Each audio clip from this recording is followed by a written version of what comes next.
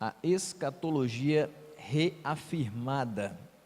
E nós começamos a nossa escola bíblica de hoje no texto de 2 Tessalonicenses, já pode ir abrindo aí, capítulo 1, versículo de número 10. Segunda carta de Paulo aos Tessalonicenses, capítulo 1, versículo 10.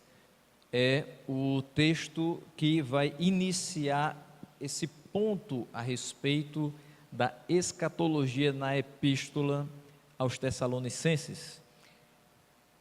Na nossa lição nós temos, à medida que Paulo exorta aquela igreja, ele também reafirma a doutrina da volta de Cristo, apresentando os seus principais elementos. O primeiro elemento, está aí a letra A, perspectivas. Quais são as perspectivas a respeito da volta de Cristo na carta aos Tessalonicenses? O texto que nós vamos ler agora, o versículo 10 do capítulo 1 diz: quando vier para ser glorificado nos seus santos e ser admirado em todos os que creram, naquele dia, porquanto foi crido entre nós, entre vós, o nosso testemunho. Então, quando ele diz, quando vier para ser glorificado nos seus santos, então nós temos o vislumbre da convicção de recompensa para os santos. Na volta de Cristo, Paulo exorta aquela igreja a esperar confiantemente a volta de Cristo, porque haverá recompensa para os santos. E de fato, uma das coisas que nós precisamos entender a respeito da volta de Cristo é que ela tem muito mais a ver com Cristo do que conosco. Porém, existe sim recompensa para os santos, existe recompensa para aqueles que foram fiéis, existirá recompensa para aqueles que seguiram a palavra de Deus. Recompensa essa que algumas pessoas querem ter agora, mas Paulo diz, a recompensa maior e final é com a volta de Cristo. E essa grande recompensa é, ele virá para ser glorificado nos seus santos. Como Cristo é glorificado por nós, com as nossas vidas. Então, ele reforça essa questão nos Tessalonicenses. Mas no versículo 8 do capítulo 2, ele vai também falar sobre a convicção da vitória final de Cristo, quando ele diz, então será de fato revelado o iníquo, a quem o Senhor Jesus matará com o sopro de sua boca e o destruirá pela manifestação de sua vinda. Veja, ele diz, será de fato revelado o iníquo, ou seja, o mal, aquele que traz toda a iniquidade, a maldade, e o Senhor matará esse homem da iniquidade. Daqui a pouco a gente vai falar sobre ele.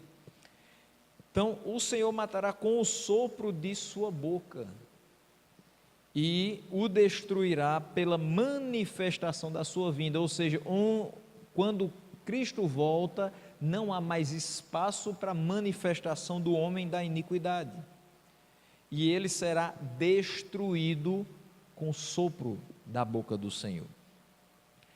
Existe uma canção chamada A Vitória, escrita por Ademar de Campos e Nelson Bomilca, que fala justamente sobre isso, e ele começa a citar, a vitória é daquele que contemplar Cordeiro, Cristo, leão da tribo de Judá. Depois ele fala que a vitória é daquele que o adorar, pois com ele no seu trono se assentará, a questão citada antes, de ele vir para ser glorificado nos seus santos. E no final ele diz, a vitória do Senhor é certa, com o sopro de sua boca sim destruirá. Então, quando Ademar de Campos e Nelson Bomilca escreveram a vitória, estavam pensando no texto de 2 Tessalonicenses 2, do 7 ao 12, mostrando que a vitória do Senhor é certa, Sobre quem? Quando você vence, vence sobre alguma coisa, ou sobre alguém, e ele vencerá sobre o homem da iniquidade, que será revelado e destruído com o sopro da sua boca. Então nós sabemos, à luz desses dois textos, que ele vem, que há recompensa para nós e que há uma convicção da vitória final de Cristo. Ele continua reinando. Hoje o mundo pode estar como está, mas nós entendemos que ainda não fomos tragados pela morte e não fomos totalmente destruídos, porque ele continua com o controle de todas as coisas nas suas mãos. E a sua vitória será final. Final não porque é o fim de todas as coisas, mas final porque será definitiva. A partir do momento que Cristo volta e derrota o homem da iniquidade, não haverá mais nenhuma atuação desse homem da iniquidade sobre os santos. Hoje, quando nós estamos um pouco afastados da palavra de Deus, quando não estamos meditando bastante nela, geralmente, popularmente, a gente diz, está dando brechas, né? Brechas na santidade, existe até esse livro, e brechas para que o diabo atue. Realmente ele só atua quando nós damos vazão à nossa carne. Ele atua na nossa fraqueza. Ele não atua naquele que está forte, abastecido com a palavra de Deus e, entre aspas, blindado com o Espírito Santo. Ele vai atuar naqueles que estão vacilando na sua fé, aqueles que estão desanimados com relação às coisas relativas ao reino de Deus. E aí, quando nós olhamos para esse contexto da atuação maligna na vida dos santos, nós percebemos que pode sim acontecer de nós estarmos afastados da palavra, mesmo sendo eleitos, e termos algumas consequências da atuação maligna. Com isso eu não quero dizer que eu posso ver um crente verdadeiro endemoniado. Não. Mas eu posso ver um crente verdadeiro sofrendo consequências do seu pecado com a atuação de Satanás. Então eu peco, eu erro, e ele se aproveita disso para piorar a situação. Isso pode sim acontecer. Então eu já sou falho, eu já sou limitado, e o diabo se aproveita disso para trazer mais tentações à minha vida, e eu continuo pecando, e eu continuo piorando a situação. A partir do momento que a vitória final de Cristo sobre o homem da iniquidade, isso não mais acontecerá. Eu não serei mais alvo das astúcias do inimigo. Mas não só são esses os pontos, nós temos também o plano e os propósitos. Os propósitos, quais são os propósitos? Justiça sobre os perseguidores. Olha o que diz o versículo 6 do capítulo 1. O bom dessa epístola é que ela é pequenininha, você fica com duas folhas abertas e acompanha o texto todo. Então o versículo 6 do capítulo 1 diz: se de fato é justo para com Deus que ele dê em paga tribulação aos que vos atribulam. Lembra quando a gente estava no meio da família falando sobre Abraão? E eu citei o texto aqui de Gênesis 12, versículo 3, que diz: eu abençoarei os que te abençoarem e amaldiçoarei os que te amaldiçoarem. E ele diz: e em ti serão benditas todas as famílias da terra. Essa promessa não foi só para Abraão. A gente encontra vários desdobramentos dessa promessa na Bíblia toda. Até porque o que foi prometido lá a Abraão, o que foi colocado como promessa aos patriarcas, vai encontrar seu cumprimento final em Cristo. Então, quando ele diz: é justo para com Deus que ele dê em paga tribulação aos que atribularam vocês. Então, se alguém nos traz tribulação, qual é a recompensa que ela ganha? É a tribulação da parte do Senhor. Então, não precisamos fazer justiça com as próprias mãos. Na volta de Cristo, aqueles que nos trouxeram problemas, tribulações, atropelos, tristezas, raivas, decepções, terão a sua paga em tribulação pelo Senhor. Ele mesmo fará com que eles sejam atribulados. E não é muito bom ser atribulado pelo Senhor. Ele sabe muito bem nos trazer o bem, como também sabe retribuir com tribulação àqueles que nos fazem mal. E Ele ordena que nós não retribuamos o mal com o mal, mas vençamos o mal com o bem, porque a vingança pertence a Ele, não a nós. Então vai chegar o momento, e é na volta de Cristo, em que os perseguidores receberão o devido pagamento sobre as suas ações. Obviamente, se eu estava atribulado e Deus resolveu a minha tribulação, eu agora tenho descanso. Versículo 7 diz: a vós outros que sois atribulados, alívio juntamente conosco, quando do céu se manifestar o Senhor Jesus com os anjos do seu poder. Hoje, quando a gente está, por exemplo, de luto, o que a gente faz? Quando a gente está de luto, chora. Mas no céu não haverá choro. A palavra diz isso. Quando você sente uma raiva muito grande de alguém, o que é que você faz? Não diga bate na parede não, viu? Porque senão a sua mão não aguenta, né? Mas você range os dentes. Você não faz assim, você sente aquela coisa, você morde com força, pensando naquela pessoa, né? Você às vezes fecha a mão com força, pensando em esmagar aquela pessoa que lhe fez raiva, né? Ou a situação que lhe promoveu raiva. Às vezes você pensa também em meter a cabeça na parede, aí você lembra que ela é frágil, aí você não faz isso. Então, no céu não vai haver ranger de dentes, nem de raiva, nem de tribulações. Hoje nós somos atribulados, mas com a volta de Cristo teremos alívio, porque vai se manifestar o Senhor Jesus com os anjos do seu poder. Então nós não vamos ter mais tribulações. Versículos 8 e 9, seguindo na leitura, vão trazer castigo aos que rejeitaram o Evangelho. E isso é bem óbvio, quando nós olhamos para a sociedade que temos hoje, nós vemos que pessoas têm se dado mal e muito, porque rejeitaram o Evangelho. Nós estamos passando por crises agudas demais, só que nós ainda estamos alegres, porque confiamos no Senhor. Pessoas que não confiam no Senhor, estão por aí dando tiro na cabeça. Pessoas que não confiam no Senhor, quando são colocadas em momentos de aperto, de pressão, amarram uma corda e se enforca. Ou então faz coisas atentando contra a vida de outras pessoas. Então elas não percebem que a nossa esperança está em Cristo, porque desprezaram a palavra de Deus.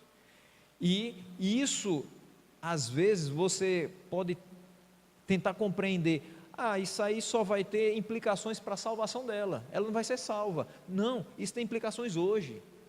Viver sem a palavra de Deus traz implicação para a minha vida hoje. Eu vivo sem esperança, e quem vive sem esperança não tem sentido da vida. E o sentido da nossa vida é, de fato, Cristo. Parece uma coisa boba, né? Mas ontem, quando eu estava com a Angélica ali me alimentando, à noite, eu escutei uma música tocando, e o rapaz que cantava a música falava o tempo todo: minha vida não tem sentido sem você. Eu brinquei olhando para ela dizendo: a minha vida já tinha sentido antes de ter você, porque se minha vida não tivesse sentido antes de lhe encontrar, talvez nem lhe encontrado eu tivesse. Porque quando a gente vive sem sentido, ou seja, quando a gente vive sem a percepção de que existe um Deus acima de tudo e de todos, que governa a nossa vida, para a gente tanto faz estar vivo ou estar morto. Então eu preciso de sentido na minha vida. Qual o sentido da minha vida? É Cristo. E aí Aqueles que rejeitam essa ideia serão castigados, diz o versículo 8, em chama de fogo, tomando vingança contra os que não conhecem a Deus e contra os que não obedecem ao Evangelho de nosso Senhor Jesus. Estes sofrerão penalidade de eterna destruição, banidos da face do Senhor e da glória do seu poder. Está aqui bem claro. Quer seguir a vida do jeito que você quiser? Quer fazer a vontade da sua carne? Não tem problema, você será penalizado eternamente com destruição pelo próprio Senhor. E você será banido da face do Senhor e da glória do seu poder. Ou seja, tudo que tem de bom, você vai estar afastado. Ah, mas eu aproveitei a minha vida. Eu aproveitei tudo de bom que a vida pode me dar. Qual é a visão de coisa boa que a gente tem? Então, se a visão de coisa boa que as pessoas têm, de aproveitar a vida que as pessoas têm, é passar uma noitada todinha escutando uma música alta, bebendo e farrando, então elas vão perder isso aqui. Vão perder o vislumbre da glória de Deus, a eternidade com Ele e o alívio das suas tribulações. Mas se a gente acha que aproveitar a vida é estar com Deus, é estar meditando na sua palavra e vivendo debaixo da sua proteção, então nós não sofreremos esses castigos, porque nós não rejeitamos o Evangelho. Seguindo um pouquinho mais, o propósito da volta de Cristo é o louvor do seu nome. Versículo 10: quando vier para ser glorificado nos seus santos e ser admirado em todos os que creram. Ou seja, na volta de Cristo nós estaremos o glorificando e admirados com a sua majestade. Nós cremos nele, agora nós o vemos com os próprios olhos, então nós estaremos admirados com a sua majestade e louvaremos o seu nome eternamente. Para que ele volta também? Para reunir todos os santos.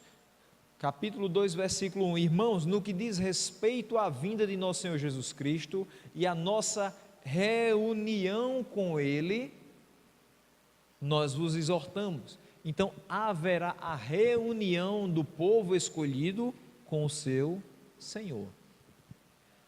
No momento em que Cristo voltar, não haverá mais a junção de ímpios e justos, mas haverá a separação.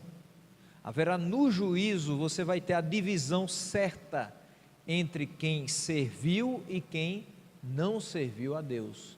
E nessa divisão vai ficar bem claro que muitos podem ter aparência de santidade durante toda a vida, mas no íntimo não serviram a Deus. Eles estarão apartados da eternidade.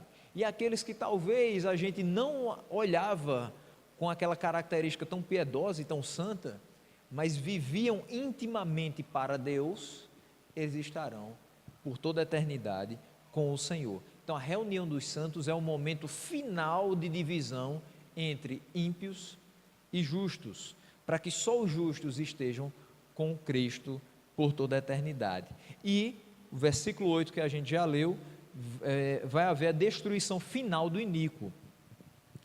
Texto que diz: então será de fato revelado o iníquo, saberemos quem é, a quem o Senhor matará com o sopro de sua boca e o destruirá pela manifestação da sua vinda. Então, esses são os propósitos da vinda de Cristo, mas existe um plano, uma ordem, que isso vai acontecer dentro dessa ordem.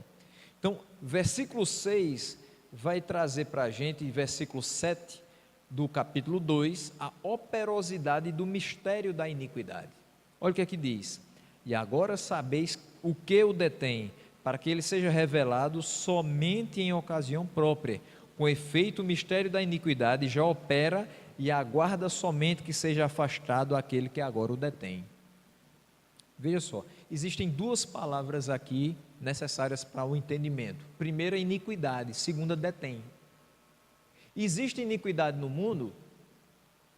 Existe maldade no mundo? Existe. Existem pessoas que são movidas por essa maldade? Sim. Se nós não tivermos o Espírito Santo a nos dominar, para que manifestemos o seu fruto, nós vamos ser também dominados pela maldade? Sim ou não? Sim, seremos dominados pela maldade porque a nossa natureza é pecaminosa. Agora, existe algo que o detém a maldade, detém a iniquidade. O que é que freia a maldade no mundo? O que é que freia a iniquidade no mundo? Deus. Deus é quem freia. Então ele diz assim: com efeito, o mistério da iniquidade já opera. A gente já vê todos os dias maldade. Ontem pela manhã estávamos lá em Campina Grande e bala perdida no centro da cidade. Entre aspas, né? Talvez aquele tiro fosse intencional. Atingiu a perna de uma senhora de 73 anos e um dos hippies ali da praça foi morto com um tiro. Então você vê assim, né? Durante essa semana, um radialista estava numa lanchonete, foi morto com um tiro a queima-roupa no peito. A maldade está em todos os lugares, perto de nós, longe de nós.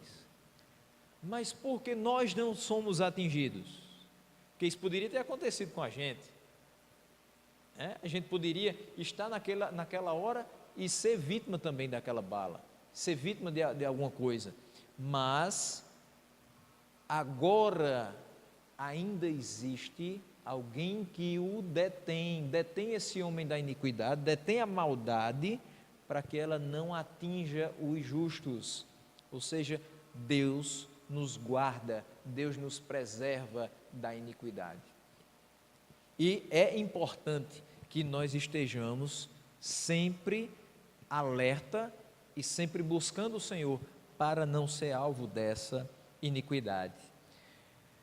No versículo 7, então, ele fala da remoção do que detém o mistério da iniquidade. Então, vai haver, antes do momento final de vitória de Cristo, uma grande atuação desse homem da iniquidade. Que momento é esse? O que estamos vivendo. Não vai ser lá na frente, já existe a atuação desse homem da iniquidade. A partir do momento que nós não estamos vivendo para Deus, estamos vivendo para o curso deste mundo, para as coisas desse mundo, o homem da iniquidade está atuando em nós e através de nós. Não é isso que nós desejamos. Por isso nós entregamos a vida ao Senhor para que Ele atue em nós e através de nós. O versículo 8 traz a revelação do mistério da iniquidade. Nós sabemos de onde vem a maldade. Essa maldade vem em primeiro lugar do nosso coração, mas ela é potencializada pelo homem da iniquidade, que é, no versículo 9 você vai ver, o aparecimento do iníquo é segundo a eficácia de Satanás. Então agora todo mundo sabe de onde vem essa maldade toda, a eficácia de Satanás. Eficácia em quê? No que ele é eficaz? Em potencializar a maldade que já existe no coração humano. Então ele faz com que aquilo se torne muito maior. Aquilo que eu já vacilo, aquilo que eu já sou fraco, aquilo que eu não me policio para não fazer, ele atua para tornar muito mais extravagante. E ele atua com poder, com sinais e prodígios de mentira. Tudo que ele faz pode até trazer, entre aspas, benefícios para aqueles que vivem segundo as suas orientações, mas no final tudo é mentira. Sabia que até cura pode ser realizada e ser mentira? Pode, infelizmente. E pessoas hoje têm até colocado os seus ministérios como baseados em eventos de cura, que na realidade são manifestados de forma maligna, que depois essa cura não existe, a pessoa está completamente enferma e chega às vezes até a falecer, porque está simplesmente sendo utilizada por Satanás. Quem cura é Deus, eu não curo. Como é que eu posso dizer que meu ministério é confirmado por uma cura que eu efetuei? Se eu estou querendo tomar a glória que somente é de Deus, eu estou sendo utilizado pelo seu adversário. Não tem meio termo. Eu estava só brincando. Não, não existe. Se eu brinco com a glória de Deus, e se eu quero aparentar alguma coisa em mim que é maior do que Deus, eu estou sendo utilizado pelo seu adversário. E esse homem da iniquidade será derrotado, e as minhas mentiras também.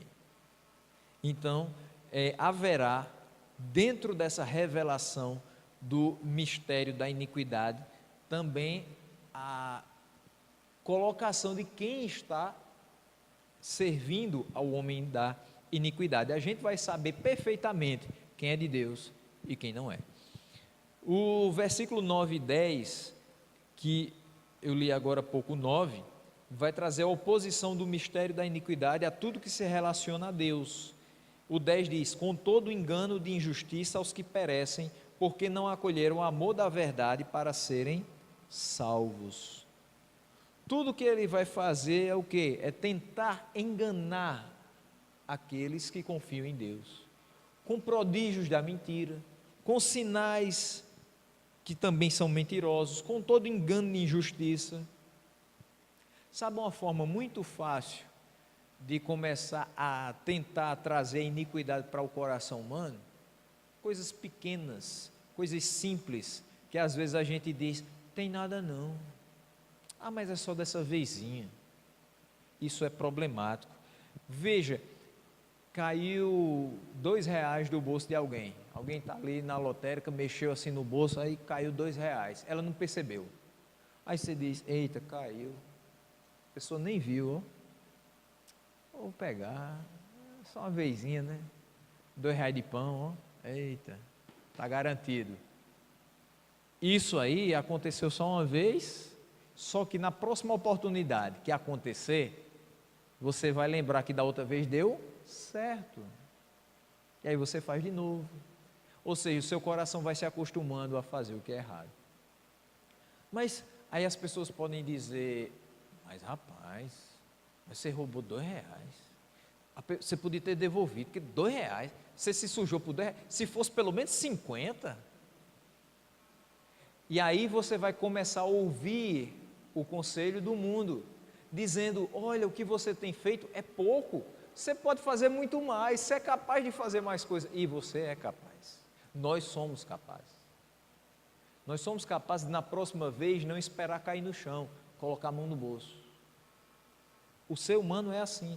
Estava tendo o velório do cantor, a repórter com o celular na mão. Num velório. Eu penso em roubar o celular num velório. Você imagina isso no dia a dia, quando nada está acontecendo de mais grave. Então, nós olhamos para coisas na nossa vida e começamos a dizer, isso não é tão problemático, acho que dá para passar, só dessa vez, e o só dessa vez vai tomando conta, e essa iniquidade vai aparecendo no nosso coração de forma mais clara, quando o que deveria aparecer no nosso coração de forma clara é o amor a Deus. Depois ele vai falar sobre o engano generalizado na terra. Faz uma entrevista, só nessa rua aqui, pergunta às pessoas o que elas esperam do amanhã, você vai encontrar várias respostas. Talvez, só em uma ou duas pessoas você vai escutar, eu espero a volta de Cristo, eu espero estar nos céus por toda a eternidade, eu espero uma eternidade sem sofrimento, porque Cristo voltará. E olha que eu estou sendo bem otimista, porque talvez com essas palavras você não encontre ninguém. Só dizer assim, eu quero morar no céu, a gente já ficaria muito satisfeito, Mas não existe mais, o engano é generalizado. Você pergunta para pessoas na rua: o que é que você espera do amanhã? Eu quero ter um carro zero. Eu quero ter minha casinha. Que não é problema, isso não é pecado, você querer um carro, querer uma casa. Agora, isso não pode ser a esperança da sua vida. Porque parece que se você tiver aquilo, pronto, acabou. Não tem mais sentido, eu já consegui, acabou. Eu só vou descansar quando eu conseguir aquilo. Sim, e o resto da vida? O que é que você vai fazer com aquele bem que você conseguiu? Como glorificar a Deus com aquilo que vem às nossas mãos? Então, aquele que tem esperança na volta de Cristo, ele vai querer as coisas terrenas também. Que a gente não quer viver também de forma miserável. Porém, tudo que vem à nossa mão, a gente pensa: como glorificar a Deus com isso? Como é que eu vou glorificar a Deus com o meu veículo? Como glorificar a Deus com a minha casa? Como glorificar a Deus com o meu trabalho? O que eu espero do amanhã? Eu espero ser um crente melhor, sempre aguardando a volta de Cristo. O que eu espero do amanhã? Que a nossa igreja seja ainda mais forte, mais unida e mais consciente da palavra de Deus. O que eu espero do amanhã? Eu espero que Cristo volte, antes que tudo seja destruído, e eu contemple com os meus olhos naturais coisas que eu não imaginaria que poderia existir na face da terra. Quando a gente observa, e deem graças a Deus, porque aqui ainda não tem, porque no dia que tiver a coisa vai ficar feia. Shopping center é tão bonzinho para a gente passear, para a gente comer, comprar uma roupa, mas você vê cada coisa que fica dizendo: isso é possível acontecer?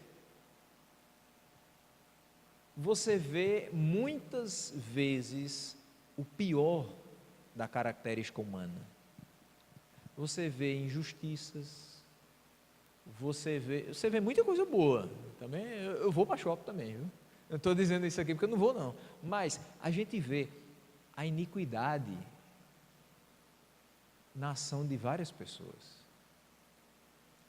naquele que te passa o troco errado, naquele que quer furar uma fila, naquele que engana para poder obter um produto melhor, naquele que engana para vender um produto inferior pelo preço de outro melhor, naquele que trata mal as pessoas que fazem parte da equipe de apoio do shopping,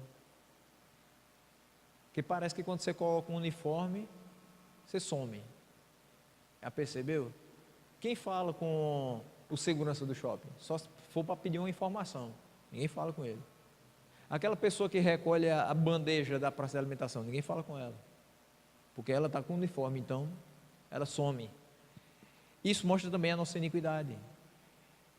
Mas a característica humana mais complicada que eu tenho visto é a forma como as pessoas têm se conduzido à parte da palavra de Deus.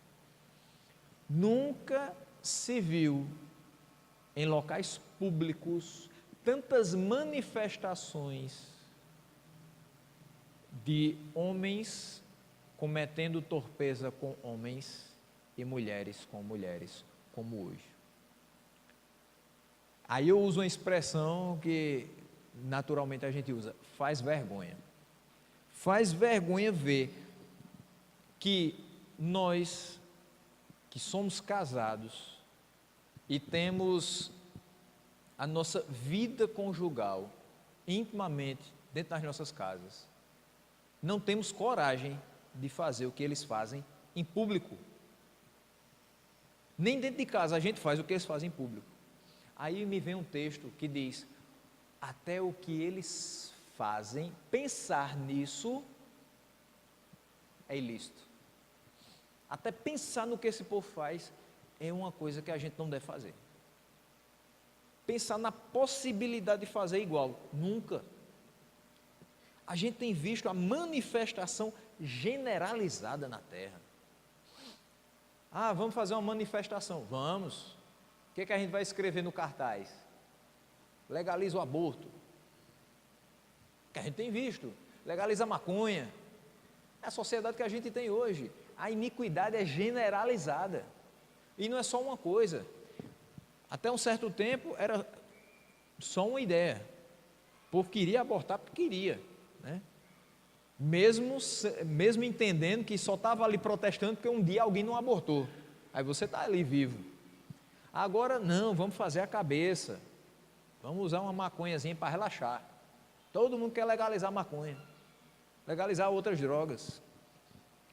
Agora vamos legalizar o casamento gay também. Vamos, que é para, né, todo mundo, toda forma de amor. Que amor é esse que despreza o amor à palavra de Deus?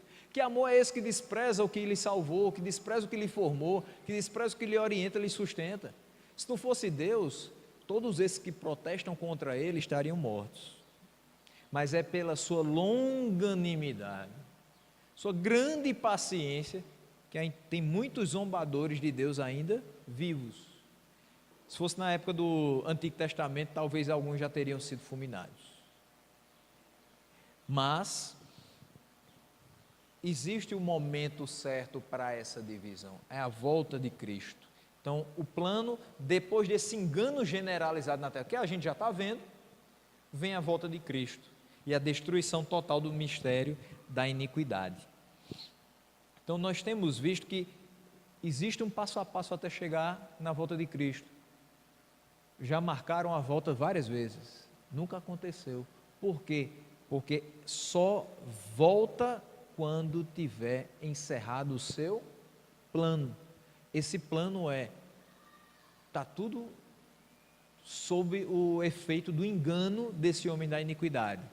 Chega o momento da destruição dele e de todo o seu engano. E aí vem o 3.3. Nesse 3.3, nós temos os enigmas da epístola. Ontem a gente falava sobre textos da Escritura que são difíceis de compreensão. Algumas palavras que a gente às vezes precisa de outro texto para tentar entender. E é um pouco disso. Na nossa lição diz, alguns textos não foram explicados em detalhes pelo apóstolo Paulo. A seguir, nós apresentamos 2 enigmas da epístola mostrando as posições mais aceitas entre os estudiosos. O primeiro enigma é a respeito do homem da iniquidade, que a gente já falou um pouco aqui. Mas, se ainda há dúvidas, vamos a ele. Mais conhecido como anticristo, é o que diz o autor da nossa revista. O homem da iniquidade é visto em toda a Bíblia, mas de maneiras distintas. Então veja, ele vai diretamente na explicação de que o homem da iniquidade é Satanás. Não existe outra explicação aqui. O anticristo, o Satanás mesmo. E ele vai dizer, ele aparece desde o Gênesis como a semente definitiva da serpente. Ou seja, nós estamos lendo 2 Tessalonicenses, mostrando que na volta de Cristo haverá destruição final do anticristo. Lá em Gênesis 3,15 diz que haverá a suscitação de alguém, de um homem, que esmagará a cabeça da serpente. Ou seja, em Gênesis 3,15 você já tem a anunciação do que Paulo está falando aos Tessalonicenses lá no final, dizendo, olha, existe uma serpente, existe uma materialização do mal, da iniquidade, que será derrotado pela manifestação de Cristo. E depois em Daniel, esse homem da iniquidade é profetizado. Vamos abrir lá Daniel 9, versículo 7.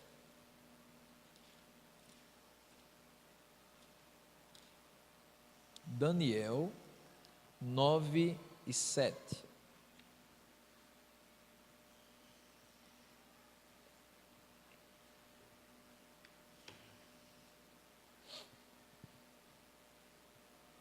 Falando sobre a profecia do homem da iniquidade.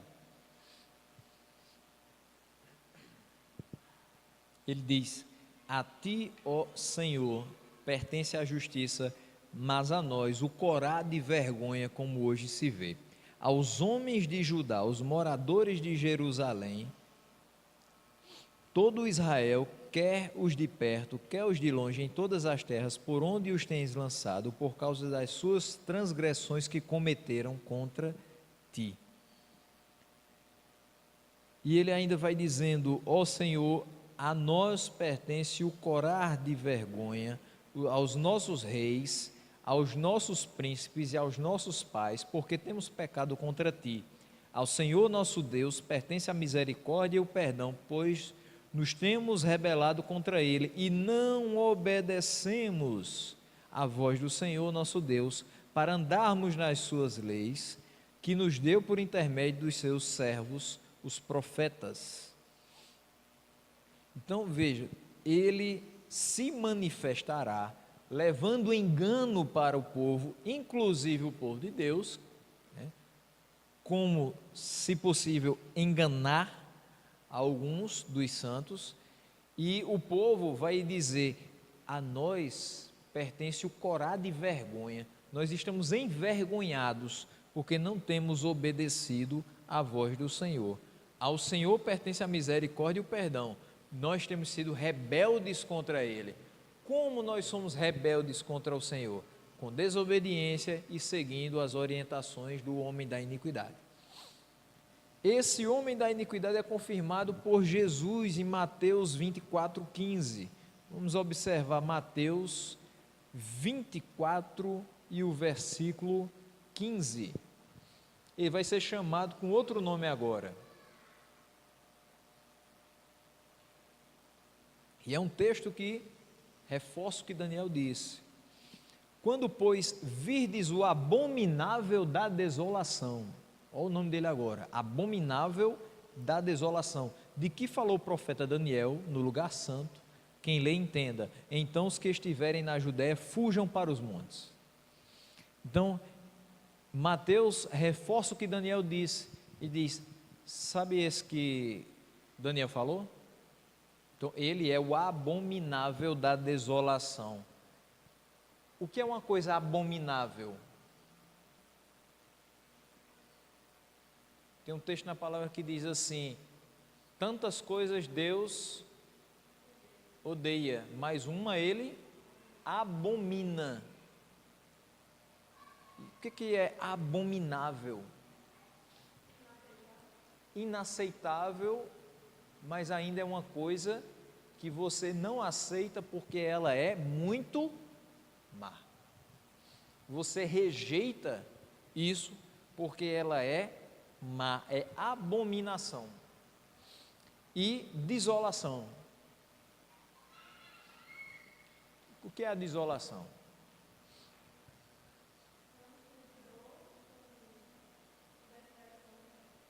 É o que a gente tem visto. Sabe o que é desolação? Ontem foram lançados mísseis de Israel para outra nação, 8 mortos, não sei quantos feridos. Sabe o que é desolação? Tragédia de Brumadinho, tragédia de Mariana, rompimento de barragens, queda de aviões. Isso é desolação. São eventos que vão nos trazendo tristeza, dor, pesar. Então, tudo que é proveniente do abominável, do homem da iniquidade, vai trazer desolação, vai trazer dor, vai trazer tristeza, vai trazer engano. Então, esse homem é derrotado no Apocalipse. E aí a gente vê toda essa passagem, nós conhecemos quem é o homem da iniquidade. Então, nós temos o dever de estar longe das obras dele, para não sermos envolvidos naquilo que desagrada ao Senhor. E aí vem aquele que detém, a segunda expressão, aquele que detém. Mais provável que seja o Espírito Santo no seu ministério ativo na igreja de Cristo. Então, quando nós falamos aqui, quem pode deter a maldade? Deus. E o Espírito Santo é quem? O próprio Deus. Então, na sua pessoalidade, o Espírito Santo está em nós, testificando da palavra de Deus, nos enchendo do seu poder, para que nós venhamos a resistir às obras malignas. Então, ele freia a maldade dentro de nós. Ele freia a maldade ao redor de nós. E quem não tem Espírito Santo? O que é que faz? Quem não foi salvo, quem não foi transformado, quem não tem Espírito Santo, o que é que produz? O que é que produz? Maldade, iniquidade. É governado pelo homem da iniquidade. Nós somos governados por Deus, guiados pelo seu Santo Espírito. Então vivemos de forma totalmente diferente. 2 Tessalonicenses para hoje vai falar sobre a iminência da volta de Jesus. Não pode ser desculpa para a inatividade no serviço do reino, mas um incentivador. Mesmo que seja difícil entender todos os aspectos que cercam a doutrina da volta de Cristo, firme na vida, na esperança de que um dia Ele voltará.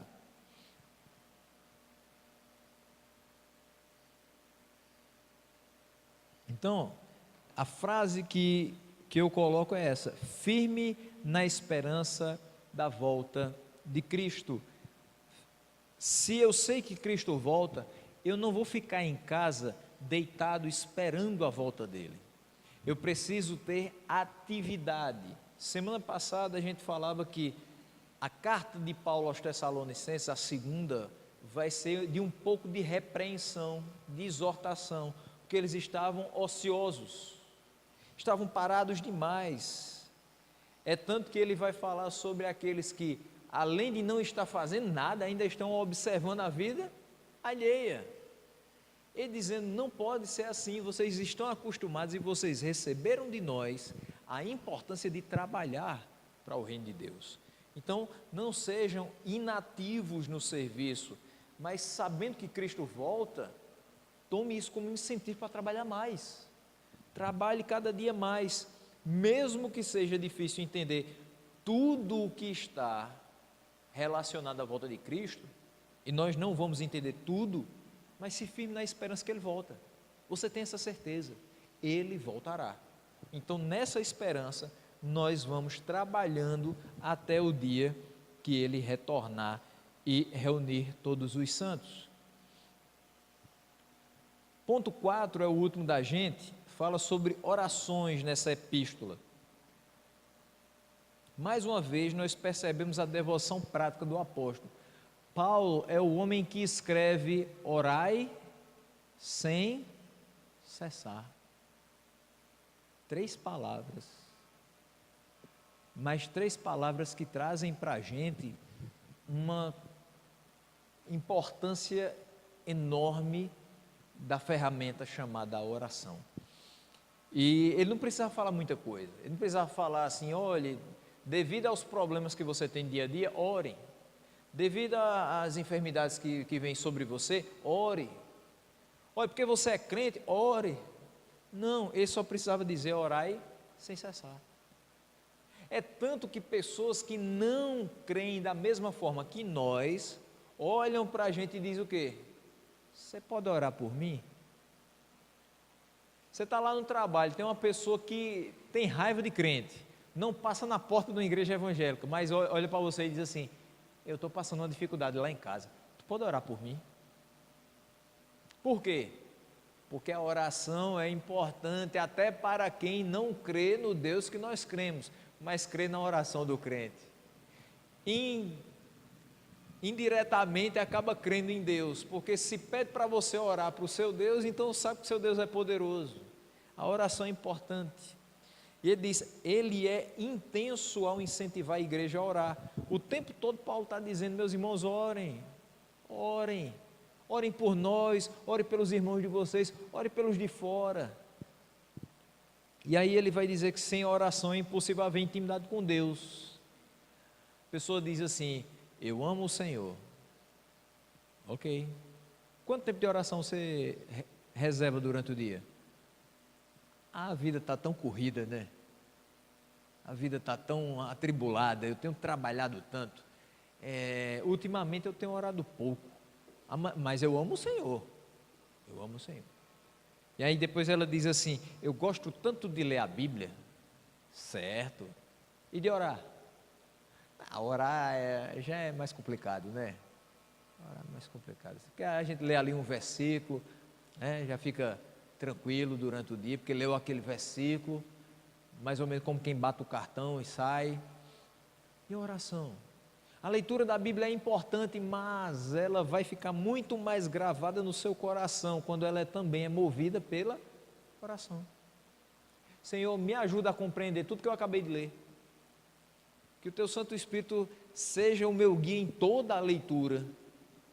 Orar antes e depois de uma leitura, isso é muito importante, para que a gente compreenda e tenha mais intimidade com Deus.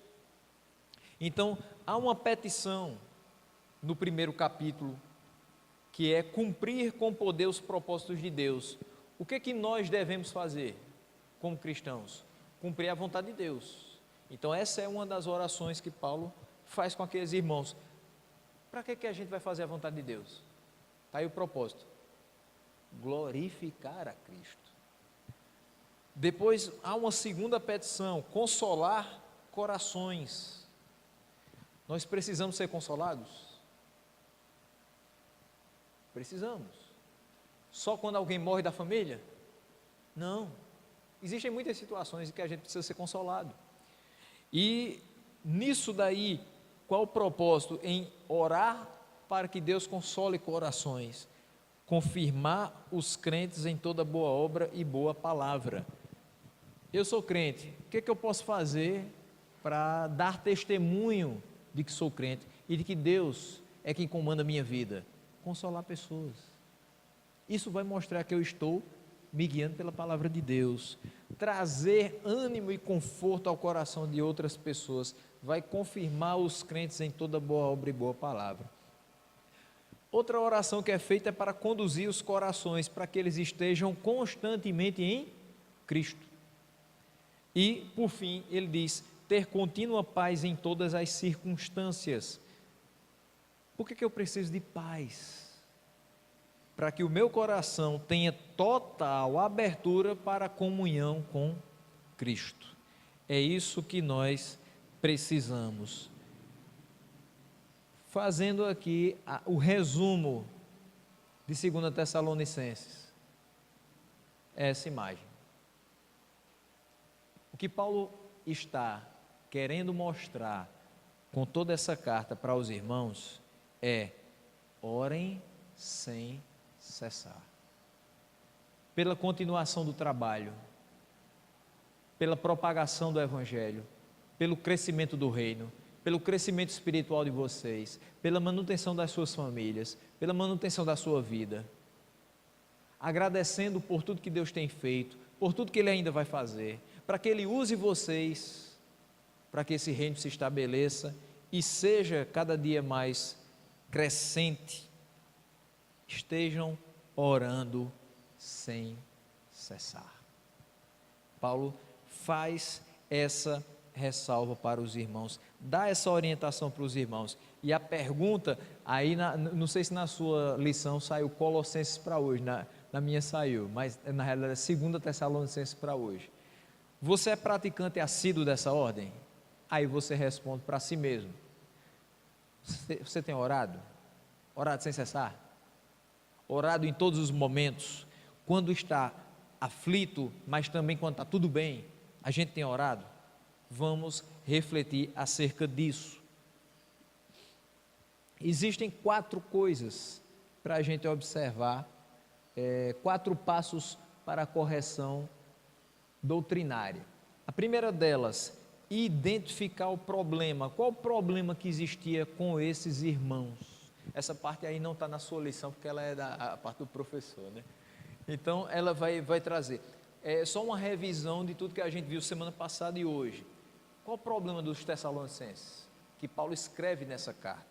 Ócio enquanto se espera o retorno de Cristo. Eles estão parados, inativos, e precisam trabalhar para que esse reino se expanda. Segundo, reafirmar a doutrina correta. Eu preciso ter um equilíbrio entre esperança e ação. Eu estou esperando, mas eu estou esperando agindo. É a mesma coisa que a gente fala com relação à oração. A pessoa diz: mas eu já estou orando, eu já estou orando, eu já estou orando. ore e haja. Haja. É importante a ação.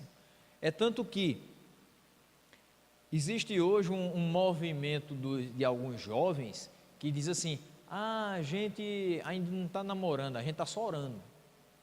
Eu fico meio cabreiro com essas coisas, eu estou só orando. Às vezes essa oração fica longa demais, passa 8 anos orando, né?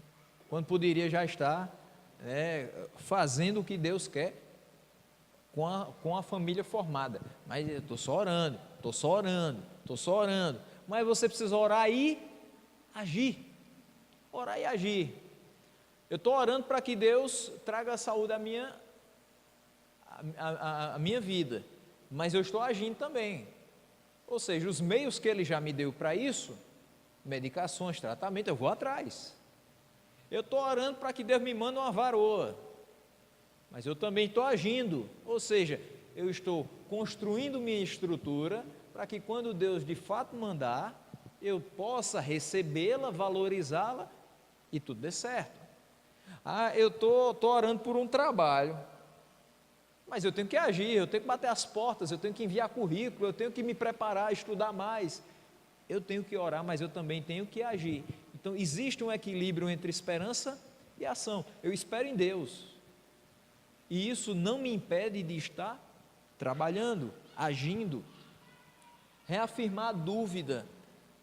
Apostasia não é uma opção para aquele que serve ao Senhor. Nós não podemos fraquejar na nossa fé, abandonar a nossa fé pensando que tem alguma coisa melhor.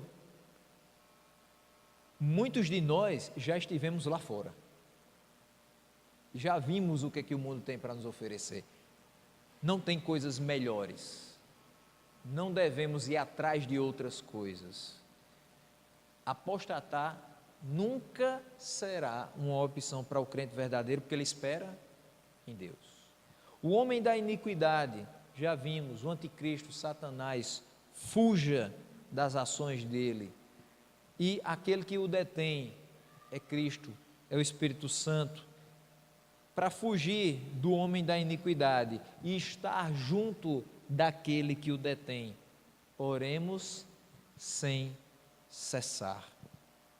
A doutrina do regresso do Senhor requer equilíbrio entre a espera e a ação. É uma perspectiva que deve estimular santidade, não indolência. As palavras finais de Paulo são a melhor maneira de concluir essa lição. Ora, o Senhor da paz, Ele mesmo vos dê continuamente a paz em todas as circunstâncias. Eu quero que o meu coração esteja em paz, como diz o Salmo 184 dos Salmos e Hinos, o hino 184. Mas como eu quero que meu coração esteja em paz se eu não tenho orado ao Senhor?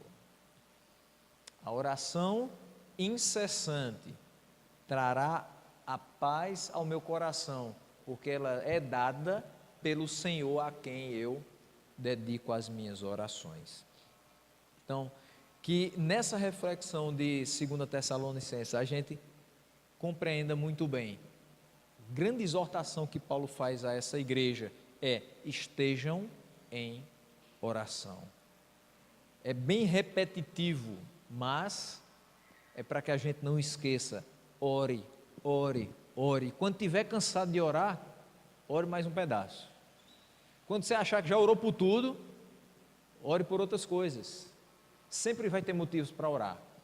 Se não pedindo, agradecendo. Se não agradecendo, suplicando. Se não suplicando, intercedendo por outras pessoas. Sempre haverá motivos. E não podemos estar ocupados demais para orar.